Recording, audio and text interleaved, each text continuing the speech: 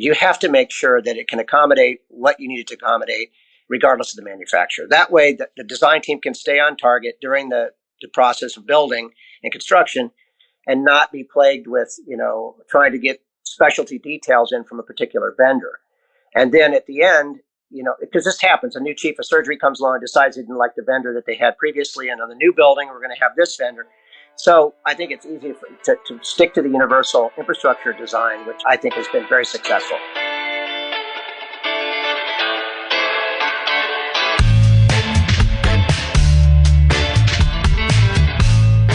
Clock in, scrub up, and join us behind the red line. You're listening to First Case, a perioperative podcast bringing you exciting interviews, engaging discussions, and innovative solutions that are changing the way patients receive surgical care. Each episode, we talk to frontline staff, perioperative leadership, and nursing entrepreneurs from across the country as they share their stories, experience, and expertise on the industry we love. From the back table to the boardroom, from wheels in to wheels out, we tackle the real-life issues affecting the OR. Whether you're tuning in for surgical service education or inspiration, we're glad you're here. And now it's time to roll back and start the first case.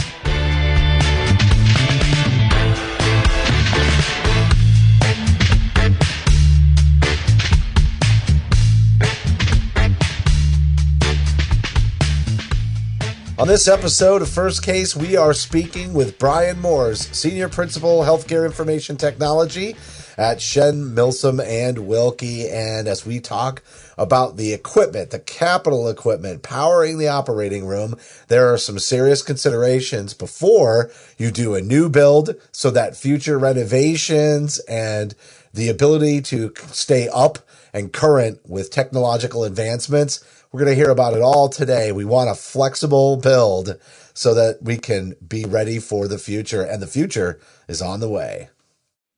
You're right. And I thought that it would be a really good conversation to have when I was getting our guests together for this season, when we're looking at all the different equipment that we have in the operating room, talking just about the design of our ORs. How are they integrated? What are we doing? And what should we be thinking about when they're built? And so all of that coming into play as another conversation, talking about capital equipment and our OR design.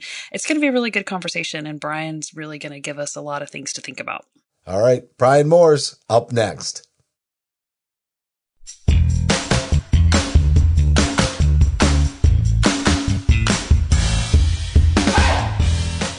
I'm Melanie Perry. And I'm Justin Pooler. A 17 Studios production, you're listening to First Case.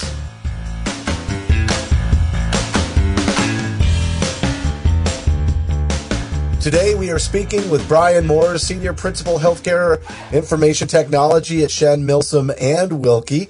And we're going to be talking about powering the operating room, but specifically around OR integration and design. Brian, you've got an extensive amount of experience on this topic, and welcome to the show. We're looking forward to talking to you today.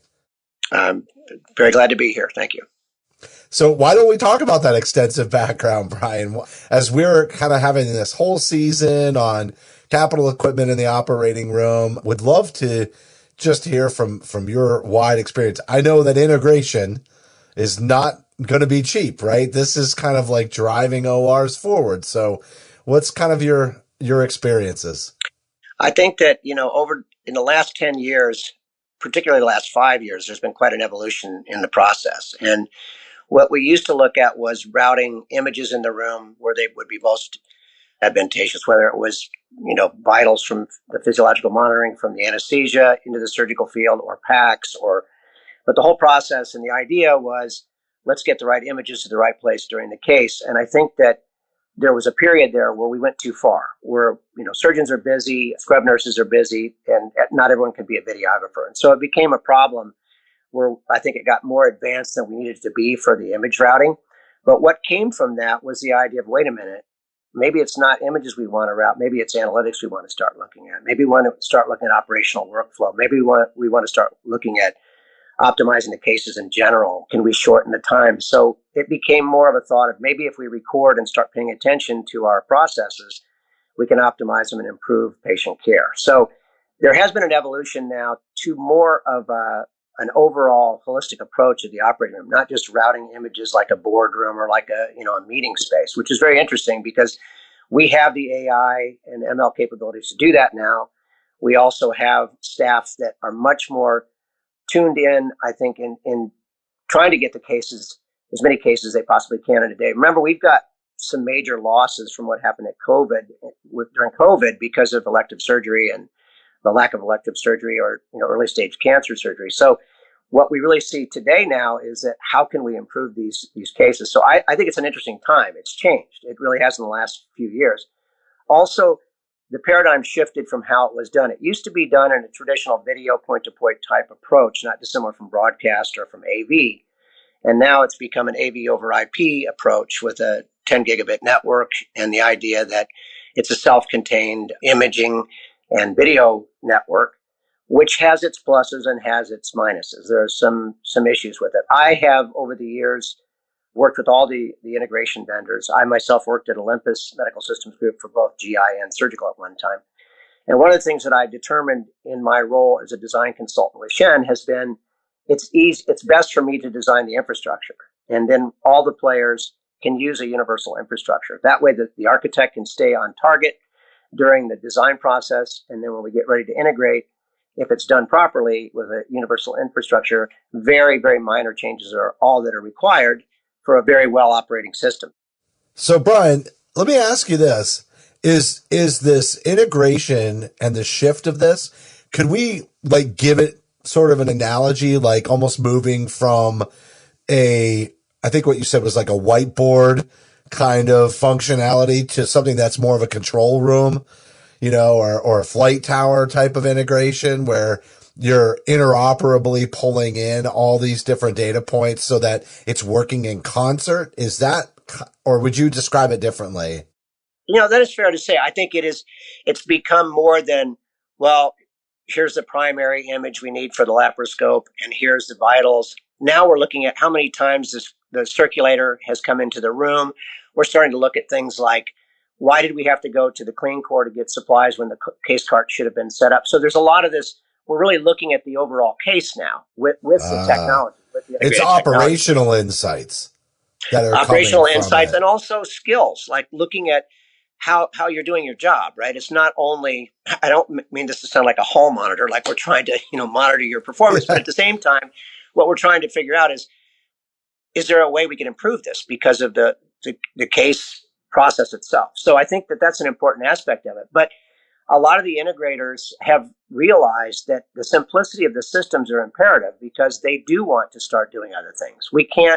The complexity that we had at one time, I can't tell you how many times I used to walk into operating rooms where touch panels would be turned against the wall, and I would talk to the circulators or the scrub nurse or the OR techs, and they'd say, oh, we just don't use that. It's too difficult to use.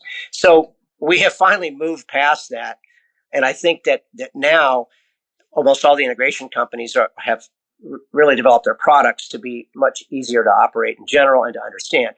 Now, the other problem is traveling nurses. Think about that right now. You've got surgical traveling nurses that come into an environment, let's say they're used to Stryker, and they come into a Storz environment. Right.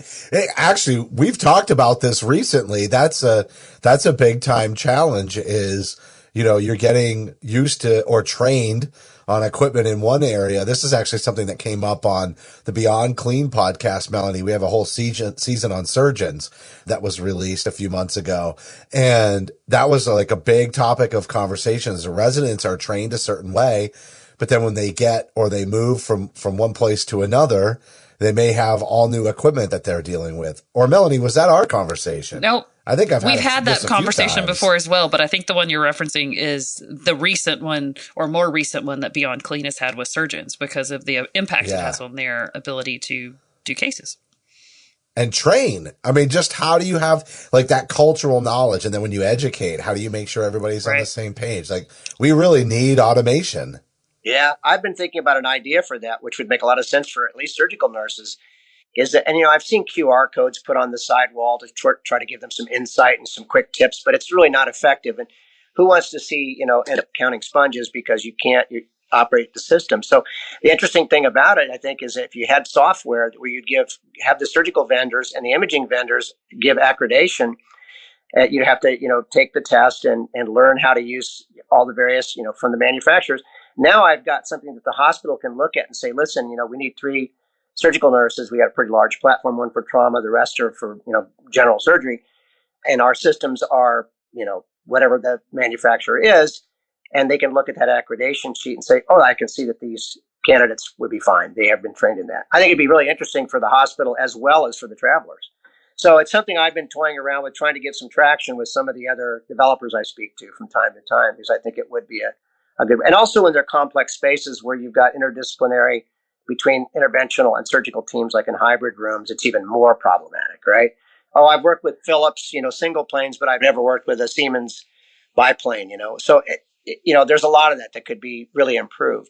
But I think in general that image-guided surgery, that looking at augmented reality overlays and a lot of these things that are starting to take place now, back to the integration thing, is becoming even more of a challenge for the integrating vendors, I think, to really standardize on it so that it's not something that, is so difficult from vendor to vendor. So, and I'm a big proponent of that. For sure. Yeah, we did have a conversation about that, and I'm behind you 100% on standard plugs and absolutely. Yeah, so one of the things actually I wanted to hit on that, though, was going back to something you said earlier when we were talking about OR integration, design, and the thought process that goes into maybe designing a new OR if someone's getting ready to build a new OR. And this idea of a ground up initial design for that interconnectivity and interoperability versus some bolt on things that we might do later if we're trying to upgrade the ORs we have now. Could you kind of talk about that thought process or what goes into that ground up initial design if we're looking at integrating new ORs?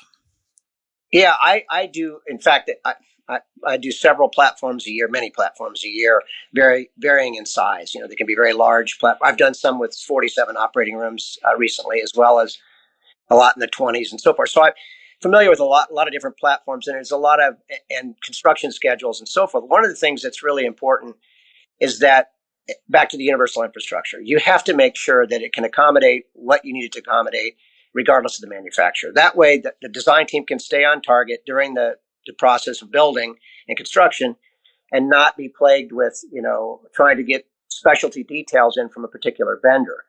And then at the end, because this happens, a new chief of surgery comes along and decides he didn't like the vendor that they had previously. And on the new building, we're going to have this vendor.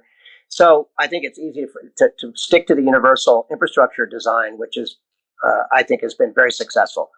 And also understanding that, like you said, bolt-ons are difficult in the future. If the infrastructure is not in place, it's always, infectious control and bringing it down operating rooms is extremely expensive. It's not something that any platform wants to do.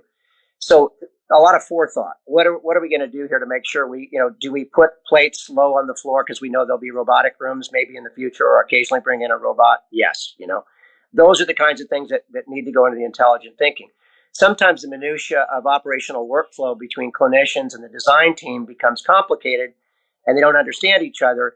And then they end up putting things in places that sound like a good idea, but, ultimately isn't really a good idea. So I think that when you have site-specific drawings from the boom and light manufacturers, and you have the whole team together, I think one of those final discussions to really, really iron out, is this how we're going to run the case? Is this really how this is going to take place? Is really important.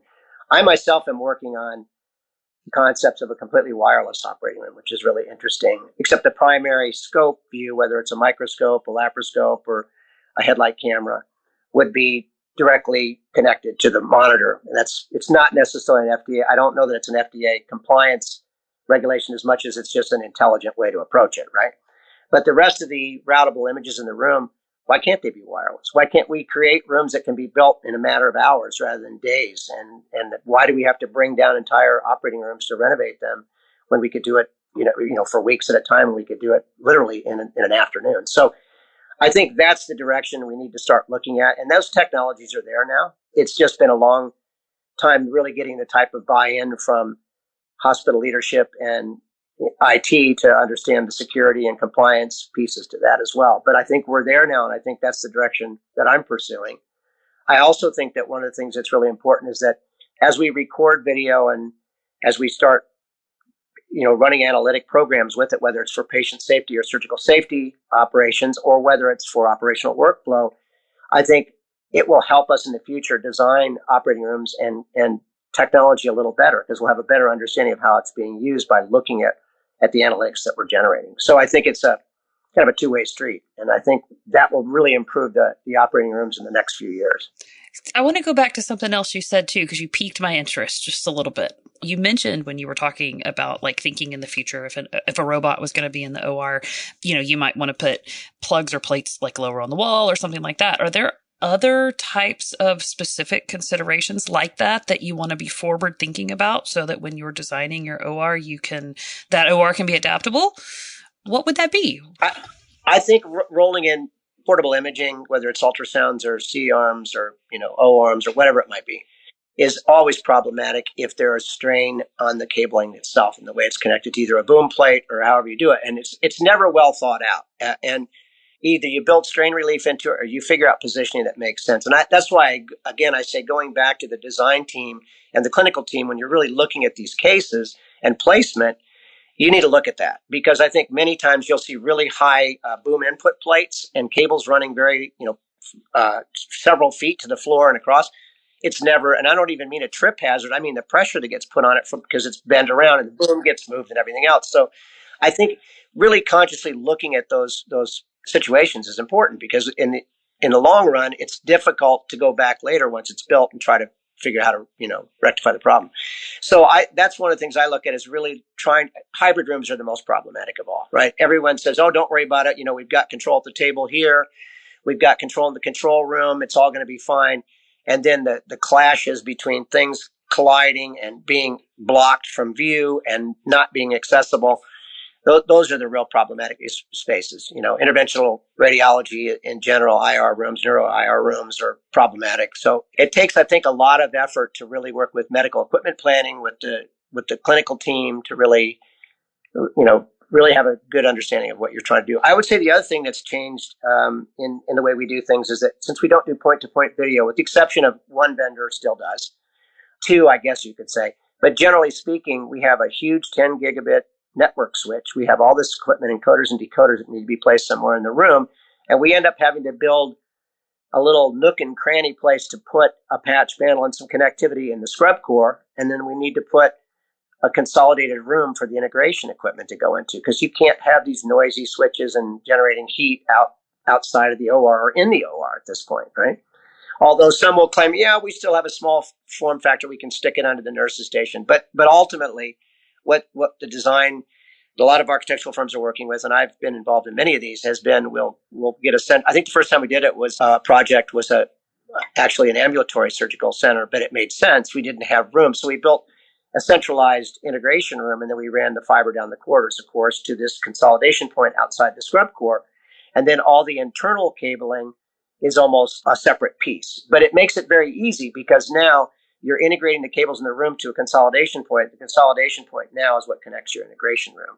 And that is very different from the way we used to do things. For instance, Stryker Infinities for Infinity 1 and 2, they would stick it somewhere in the room, on the wall, in a little closet. And the same was true with Storks. And so would they be in different areas, Brian? So like where you're connecting, like cables can crisscross and it's just not organized, and you're describing just the single point of hub that all cables route through, correct? Correct. And so what I'm saying is you're running either single mode or multi-mode fiber down the corridors to this integration room.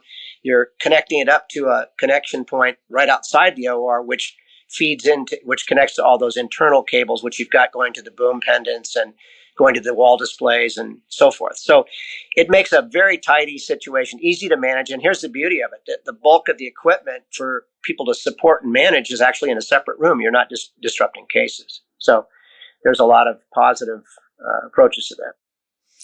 So let's talk about, we've hinted at it already. You mentioned, moving forward to potentially even wireless ORs, but there are a lot of technologies available today that are coming for improving our operational workflow. Can we maybe go into that a little bit more detail and see what's available today and then maybe look at what's coming in the future? Yeah, I think, now with placement of cameras, that's something very easy. Even small form factor cameras can be placed at places we never thought they could be over the surgical site in an open case. Wearable cameras now that can actually be synced up with the actual laparoscopic camera views. If it's internal. If you want a view of the surgical staff, but you also have the laparoscopic internal view. Just from a teaching standpoint, that's easy to accomplish now. I think one of the things we need to bring back is what many years ago at Sloan Kettering, when we did the original Wall of Knowledge, when at that time Live Data, where we did very early analytics and a linear timeline during the case, where we could look at various physiological attributes and events that took place, and we even tied it to speech to text, which was really interesting. So a surgical situational awareness dashboard, if you will. I think that we're ready for that again, and it can even indicate when people are coming in and out of the room, as I had mentioned earlier. It can indicate when you had to go to the blood bank for additional blood in a particular case, whatever it might be, just from a teaching standpoint. And I think those are the kinds of tools which are not hard to do today that make sense. I mean, when Live Data and the original Wall of Knowledge was part of the surgical suites back in the mid-2000s, it was a very expensive proposition. But today, that's something that consolidating all those alphanumeric waveforms and all that information that already exists is relatively easy. So I think that's one you're going to start to see again, which makes sense, especially in academic medical facilities where you have residents and fellows and you have a huge crowd in the OR and have a place that you can really kind of get a heads up view of what's going on. I also think it's very good for circulating nurses that are busy, and we all know what the shortage of nursing is. To walk into a room and look at a dashboard like that and understand exactly where you are in the case, it's just beneficial for the operational workflow. So I think I think that the other thing that's coming that I think is very interesting is that, since the lighting Trump is a good example of their light, which can, if you have shadows and blocking light, just the ability to have such great light on the site itself now has improved the camera views and what we can actually do with cameras. Because before, if you didn't have the right proper light with a camera, it really wasn't of much value. I mean, you were looking at a shadowed dark image that really was not much value. So I think that's another improvement. We're seeing some of the technology and the tools from booms and light manufacturers, which are improving the capabilities as well. Yeah, it's funny you would bring up lighting because we're actually going to be having another interview within this season that is all about OR lights and OR lighting and the science behind it and all of that stuff. So it's funny. It's all of these things that the equipment and all the things we use in the operating room are all interconnected, and they all need to be working together so that we can function and operate smoothly. When you and I talked before, though, you mentioned some humanitarian work that you were involved with, and I'd love to hear you talk about that before we end up wrapping up this episode. I am the Chief Technology Officer and a board member for the Wish for Life Foundation. Cool. We are designing and building a 100-bed pediatric oncology hospital in Ghana, Africa. Wow. And we're working with some wonderful partners. I can't mention all the partners' names, but a lot of them in the industry. And it's really interesting. We will have a surgical platform. We will have a huge oncology. Obviously, it's an oncology hospital, but very interesting. The involvement. We will be doing federated learning, and we will be sharing data with the world. And right now, we haven't decided on exactly how all that will work, although we know that we will have a vast data lake, and we will have federated learning for AI models and ML models for genomics and other omics. So it's a really fascinating project, and the amount of time that people are donating and effort it's just been wonderful to be a part of. And so I look forward to it. And I hope that we anticipate in the future doing more than just this one single hospital. This is the pilot, more or less. But in Africa, it's almost the exact opposite of the United States, where we have 80% survival rate and 20% mortality there. It's almost the opposite, right. Like 80% mortality and so forth. So we're really looking forward to it. And it's been a challenge because connectivity in West Africa is not what you think it would be. I mean, it's certainly going to have to be a combination, because a lot of ours will have to be cloud-based. The only cloud presence in Africa is really in Johannesburg and Cape Town in South Africa. Wow. So, okay. But the interesting thing is that we will use land-based, terrestrial, all kinds of communications for it. And I think that it's going to be, we can accomplish it. It's just going to be a lot of pieces and parts to make all that work. But it should be a very exciting. I think it'll be great for What's Africa. like the timeline for that? Well, we're not sure when we're going to start. Takes a while. Yeah, well, we're in the process now of getting all the funding together. We already have a site located, and so we will be building soon. I'm working with the architect that's doing interiors, and especially the architect. We have worked together many times together, and Jeff Berman, and it's going to be we did a lot of work actually at Sloan Kettering together over the years. We've done some advanced. We did some of the first multimodality operating rooms where they were PET CT ORs and CT angio and things like that. So it's a pleasure to work with him on this as well. So you talked about working with an architect. This is kind of my last question, but you teed something up or you triggered something in my brain that made me want to ask this. Like in the setup of all of that, I realize you have to kind of be able to touch all the different stakeholders, in the hospital, right? Because ultimately everybody who goes to work there every day is going to interface, right? And so I guess my question is, like, what other departments other than the operating room and obviously all the entire construction team are you engaging? Like, is biomedical engineering, clinical engineering one that you engage with? I'm assuming facilities I'm going to loop that kind of in with construction, but what about environmental services? I mean, are you touching every department that, operationally supports? If you're doing due diligence, facility? Yes, you are. And I think that's some of the big mistakes that are made is that they don't engage biomed clinical engineering into it a lot of times or medical physics. And it's a problem. Imaging as well from radiology. And we're not just talking about whether we want to store the images,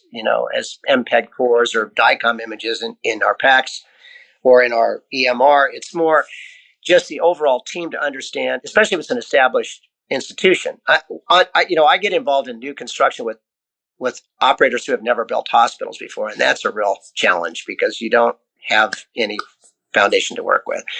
But as far as assembling the team, I always voice my opinion of who I believe we should have in there early in the design process. I think that's really important. Nursing, absolutely. I also think that the hardest part of surgical integration projects is after the dust is settled, right? After everything's been done and put in place, but we're doing the final tweaking and firmware and software updates and everything, getting everything ready. That's when you need that cooperation between physiological monitoring vendors, anesthesia vendors, the imaging vendors themselves and surgical integration team. That's where there's a lot of finger pointing and a lot of inconsistencies that need to be worked out. It's complicated. I mean, to make all those moving parts work together, especially in hybrid rooms or, more complicated rooms. And a lot of times that falls apart because everyone's done with their part of it. And it's been a long, sort of grueling process. And nobody really wants to take the time to really kind of go through every checklist with everybody else. I think a day in the life is imperative too. I think that really helps surgical platforms Yeah, but it's all about validating, or I should say verifying, what's been validated in the lab, verifying that it's working the way it was tested and meant to work, once you open the doors and begin to serve patients. But Brian, this is a phenomenal interview. I think, I can't remember which one it's going out in the season, but it's a whole season on capital equipment. And this is a very unique take on this conversation for this season. So I just want to thank you so much for coming on. Oh, my pleasure. I am passionate about this stuff. I figured out the other day I've designed something like 3,000 operating rooms. Oh, wow. Wow. It's a lot. That's a lot. It's a lot. I mean, and overseas as well.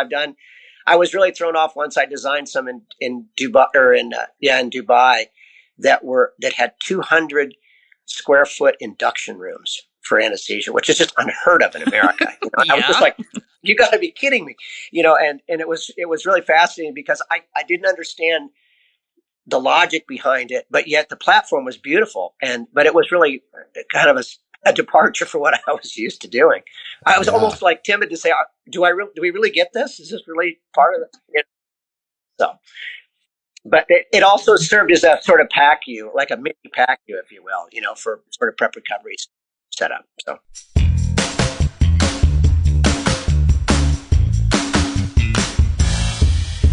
All right, that was Brian Moore, Senior Principal Healthcare Information Technology at Shen, Milsom, and Wilkie. And Melanie, we're talking about OR integration and design. And I got to be honest with you, when it comes to the technology, I know there's going to be a lot of nurses out there that some of what we talked about with Brian is going to be difficult, maybe to even understand exactly what this looks like in the real world environment. But I think the biggest thing, and we started this out early on, when it comes to OR integration and design, is trying to come up with something that can be as flexible as possible. Equipment upgrades, sometimes, you're swapping out equipment. And in many cases, you can find yourself kind of handcuffed to the technology that you initially put in when the build happens. And I also think, as he was kind of teasing this a little bit with the wireless technology, that can also end up creating a lot of flexibility with the technology. And who doesn't want to get rid of those cables and having them connect in all kinds of different areas in the OR? Like, that would be a dream. Yeah, no, it would be. I've spent way too much time on my knees on the floor taping down cables and wires, and so that people didn't trip over them. But he brought up a good point that that's also a lot of stress on our equipment, having those wires and cables pulled. But we're already seeing wireless technology too in a lot of our equipment with foot pedals and different things that are wireless as well. So the way of the future, being able to have more wireless technology in the OR would really be cool. And I think it's really like you said, a good thing to remember that things need to be plug and play even in the future. So planning ahead, thinking about the equipment that we have, the design of our ORs, what goes into them, and will they work for us in 5 years? Because these are expensive rooms to build, and can we still use them, and will they still work with our equipment and with future equipment? Very good things to keep in mind when we're looking at our OR design. Yeah, absolutely. And I really liked how he talked about making sure that lots of people come to the table, even though, as he sort of alluded to in a way, that it winds up creating some conflicts as you're trying to make decisions through that process. And I also want to commend him and everybody else that's doing the humanitarian work in Africa. I just think that is a great story as well. Yeah, for sure. All right. Well, that's it for this show, but we would love it if you download the First Case app for Apple or Android on your smartphone. There you can get bonus content for certain episodes. You can find us on Apple, Amazon, Google Podcasts, Stitcher, iHeartRadio, Spotify. There's a zillion podcast apps out there today, and you'll find us on it by searching for the First Case podcast. While you're there, we'd love a rating and a review. And don't forget, you can find us on social media. We're on LinkedIn and Facebook, and we put posts out for the shows and articles on the go and all kinds of other content. Really, Melanie is a wizard. So if you can like and share those social media posts, if you appreciate what we're doing here, we'd love to hear from you. Speaking of hearing from you, the email is info@firstcasemedia.com. That's going to do it for this show. All right, on behalf of Melanie and myself, thanks for listening to this week's episode of First Case.